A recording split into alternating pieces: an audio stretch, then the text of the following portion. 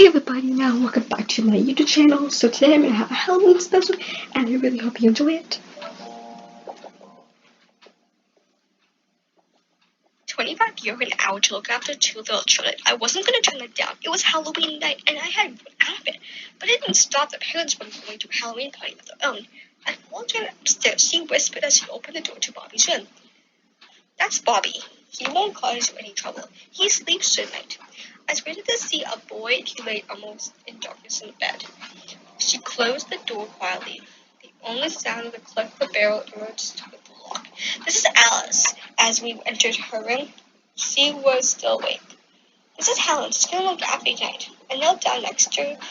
The sheets were pulled up to her face. "Hey, Alice." I started to stroke her hair gently. I looked around the room. "Wow, you really like dolls." She nodded. The whole room was decorated with them. At least 100. I didn't want to tell her they freaked me out. "They look amazing," she smiled. Alice's mom gestured for us to leave. "Good night, Alice," I said as the door closed gently behind us. "Thank you so much for doing this at such short notice. You came to us with such good recommendation. I must say, Alice is a little clingy. We don't get out much often." "That's okay. I had a younger sister myself. She's brilliant too." "You have to try leaving her with her family, have you?" "You don't have much, just my mother, and she's a little senile now. It's much too risky to leave Alice alone with her. We need to get going." I heard Alice's father shouting from the bottom of the stairs. "Coming," Jen said quickly. "We will see you around 1 a.m. I hope you'll celebrate you." "Yeah, that's fine." I sat in the living room as Alice's parents raced around downstairs putting on the furniture and their costumes. "See you later," Jen said. The dad hovered for a moment as he could. "Alice, she's a little different. She likes to make things up." "We're going to be late," Janice hollered from upstairs. "Be careful," he said, closing the door behind him. I finished up when I heard the key turn in the lock. I quickly pulled the deadbolt shut. The house was silent. I waited for the sound of the car door closing and the vehicle leaving, but it didn't. An unease filled me. I sat on the couch in the living room, dimming the lit of the lamp, and stood in the corner. It sent in a long shadow that projected onto the surface of the furniture. I checked my Twitter feed for a bit, pulling at loose ends. There was a knock at the door.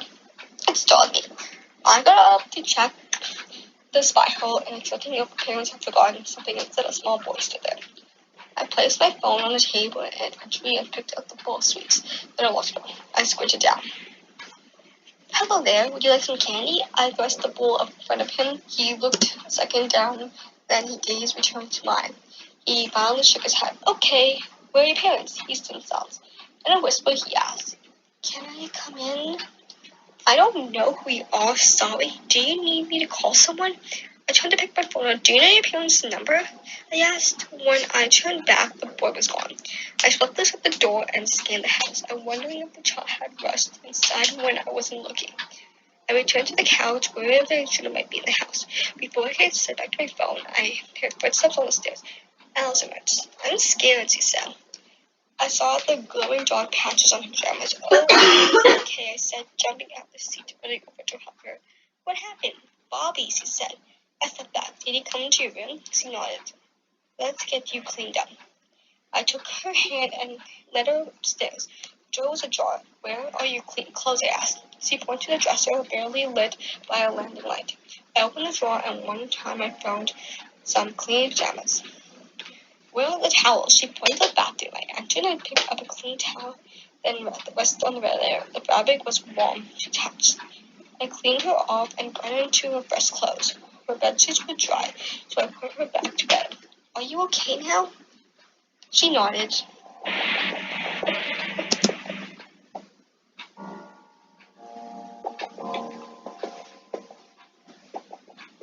I stayed for a moment, stroking her hair. My eyes drifted to the dolls, and all of them were facing the wall. "Alice, why are the dolls facing the other way?" They was scared too. I noticed my pulse was increasing and slightly calming breathing had gathered my brow. I pretended I was fine. "Are you scared now?" She shook her head. "Can I turn them back around?" She nodded again. "Why don't they return the doll?" "Not that my head," Alice said, slightly annoyed. "I don't know if It was the tone of the fact that she saw other inert objects, but I randomly picked them up by the dresses and carefully put them back to the place. When I finished, Alice spoke. "Can you give me a jelly?" she asked. "Which one's jelly?" She pointed to the one in the corner. Its dress was dress-coat and her hair was falling out. "Are you sure you want that one? And not this one? I picked up a really nice looking one in a pink dress." She shook her head. I gave her the doll. She held it tight before I knew her to sleep again. I picked up the so close, landed it in the familiar setting harmonia. Cameras were damped. I closed the door and then peeked into Robbie's room. He was fast asleep, just as I saw him earlier. I jumped as I heard the door to Alice's room roundly shake. I dropped the clothes and opened the door. Alice was fast asleep. My heart was racing. An ice-cold chill trembled down my spine as I saw all the dolls were facing the wall again. Julian, now on top of Alice's tall chest of drawers, peering into the room. Way too high for Alice to have put it there. "Alice," I said in a hushed tone. All I heard was an even so slightly snore. I completely turned the dolls back, but they didn't. They scared me. On edge, I closed the door, feeling more alone. As I descended the stairs, I heard another knock on the door. I picked up the candy bar and unlocked it. An old woman stood there. "Who are you?" she asked politely. "I'm Helen. What are you doing in my house?" "I'm sorry, I question. Who are you?" "I'm your niece, Alice's grandmother." I remembered what Janice told me. "Hi, Eunice. Would you like... Can you let me in?" "I'm not sure that's a good idea. Her parents don't know you're visiting." "I'm not visiting," she said. "I really cannot let you in." "Alice is in trouble," she said. "She's fine. She's sleeping upstairs." "No, her brother will try to hurt her. I think I got this." She moved towards the door and slammed it in her face. As soon as I did, I felt a pinch of remorse. I double locked the door and peered through the threshold. She was still there.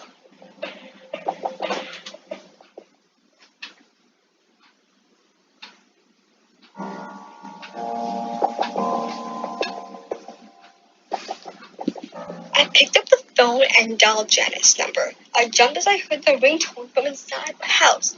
I kept the call open, searching the house for the ringing phone. I saw a bright phone lit up in the kitchen and I went to answer the phone. I hung up. I checked Janice's phone to see many missed calls from her mother. A large bang revolting through the house. I came upstairs. I dropped the phone and I ran. Alice's door was open. I rushed inside and see her eyes wide open. Her hair was covered in dolls. "What happened?" "Bobby," she said between gasps. "What about him?" "He came into my room." "It's okay. He's your brother. What's wrong?" "He's under my bed." All the dolls were sat facing out. She couldn't have done that herself. Gone into bed. I knelt down and peered under the bed. I jumped as I saw a pair of eyes staring back at me. It was Jilly. "It's only Jilly," I said, picking up and giving her to Alice. She shook her head before hugging it tightly. Eventually, I returned my gaze. There was something else under there, breathing heavily. "Bobby?" I asked. Another set of eyes opened. My body went numb. Quiveringly, I asked again, "Bobby, is that you?" He nodded. "Why is he scared of me?" "I don't know," I said, lifting my head up. "Why are you scared of Bobby?" She began to cry. Under again. "Will he come out?" He wasn't there. I ran into his room and turned on the light. He was still asleep in bed. "Bobby?" I asked, knowing I didn't want no answer. Gently, I pulled back the sheets. He didn't move. I placed my hand on his shoulder and turned him onto his back. I screamed. I heard footsteps rushing up the stairs. "You saw him, didn't you?" Janet asked with the landing of her eyes blinded tears. I stood there, my lips quivering. "She saw him, Harold." "You did?" the father asked. Janet held the hand together in delight. I stole a final look of the mummified body in bed. "What did he say?" I said. "Nothing." Helen passed. "Please tell me. Why is Alice scared of him?" Alice saw him. They rushed into her room. I didn't know what else to do. Why were they here? "What is that in the bed?" Jenny shrieked.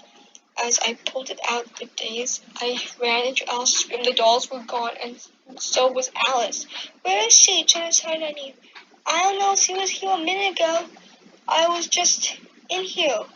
"What did you do to her?" "Where were her pajamas on the floor?" Hair blasted.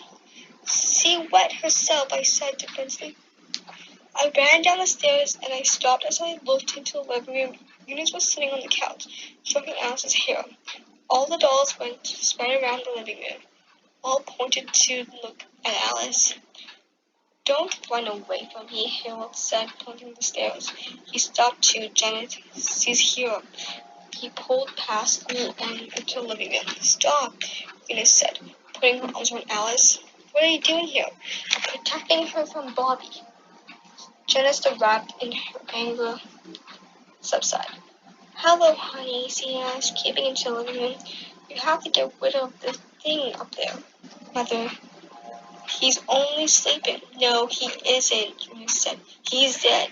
You have to move past this. My gaze was drawn to the corner of the room. I saw a scared little boy shaking. Do you see him now? Janice asked me unexpectedly. Bobby began to cry and she shook her head violently. I called him.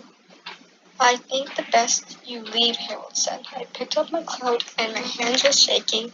Trying to lock the door, I calmly picked the pace up my hand, taking the key. He opened the door. Here, he said, handing me a large wad of cash. It was at least 500 euro. Please, don't mention this happened tonight. I nodded and ran to my car. I locked the door as soon as I got in. I jumped when I saw a little boy standing next to my window. I opened it. Hi, Bobby, I said. In a whisper, he asked, can I come in? I shook my head as a single tear rolled down my cheek. Be a good boy, will you? He nodded. I pulled away, looking in the rearview to see an empty street. Wow, that is such a creepy story. So the other kid turned out he was actually dead, so he was just seeing a ghost. So the girl just saw a ghost the entire time. Outside it was just a ghost. Under the bed it was just a ghost. And at the end he saw it one more time. Well, I hope you have a happy Halloween, and I'll see you guys in my next episode.